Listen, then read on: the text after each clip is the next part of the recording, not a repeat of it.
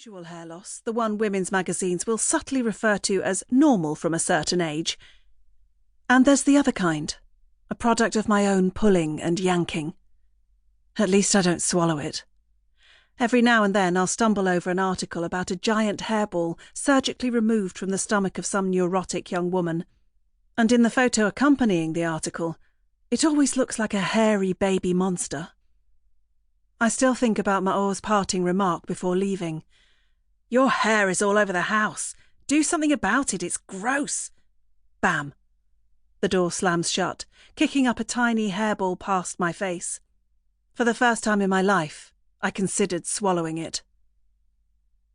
I'm sweeping the apartment with a new silicone broom. I bought it yesterday, dragging it with me all the way home, attracting the curious gazes of passers-by as if they expected me to ride it. They should be grateful it's a shiny, sterile silicone broom, and not the giant straw witch one I got for fancy dress at Purim. Although it is possible that no one was actually looking at me, and that I was merely imagining the scrutinizing stares. And even more likely that it was just that damn guilt following me around, like a gloomy companion. The apartment is full of dust. I cough, and my eyes well up. My image in the mirror seems too flushed and dishevelled. Not good. I have to look calm and collected for the visit. The detective might have sounded young, but not stupid. Most importantly, I have to stop with the remarks that come pouring out of me when I get nervous. Sometimes I think it's momentary fits of Tourette's. Otherwise, there's no explaining why when the detective sensitively inquires whether I've been feeling afraid since the murder, with all the frenzied fuss kicked up around childless women, that instead of muttering a feeble yes, I feel compelled to share that the scariest thing about this whole business is that they finally made a mother out of her. No, the silence on the other end of the line did not bode well. A brief knock on the door and in he comes, almost tripping on one of the boxes I failed to move aside in time, and now he's smiling awkwardly while reaching out for a handshake. He's young. Unreasonably young, with that boyish smile that brings a dimple to his left cheek, just like Maor's dimple. Like Maor, he's carpeted in fine stubble, and those bright eyes, just like Maor's, study you to reach private conclusions he has no intention of sharing. Oh yes, it's definitely there, the resemblance, especially in the particular green of their eyes, and the lashes that go on forever, and the crooked smile, aware of its effect on you. This time it's a real resemblance. Not the imagined kind right after a breakup, when every man, including the old broom salesman, looks like a doppelganger of the absconding lover.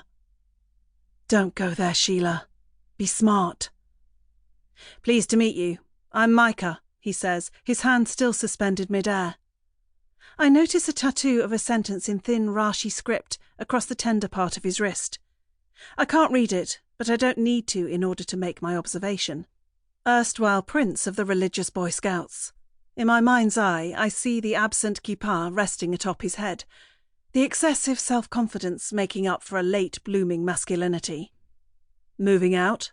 he casually inquires, while sitting down on the freed-up part of the couch, his eyes casting about, studying the contents of the open boxes. "Just moved in," I reply, while we both simultaneously catch sight of the small baby doll poking out of the box behind the door. You idiot. Still playing with dolls? The light-hearted tone doesn't fool me.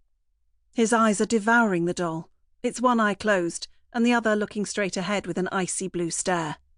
It looks like someone punched her. "A gift from my ex," I reply, sort of a joke. "And what does it mean? The expectation of a baby together?" "A baby? Dream on, Sherlock." "Not exactly," I say, dragging out the words. "More of a joke about him being a baby." "Well, most women think all men are babies." And there it is again. His Boy Scout guide smile, instantly delivering me back to my days as an enamoured Girl Scout, because some patterns are so deeply ingrained in us that we immediately fall back into them, like eternal role play, and your part never changes, no matter who you are or how old, because the role was tailor-made for you from day one. "He really was a baby," I explain. "Only 26. Huh, nearly my age." And already he regrets sharing this information, but his mind starts racing, doing the math.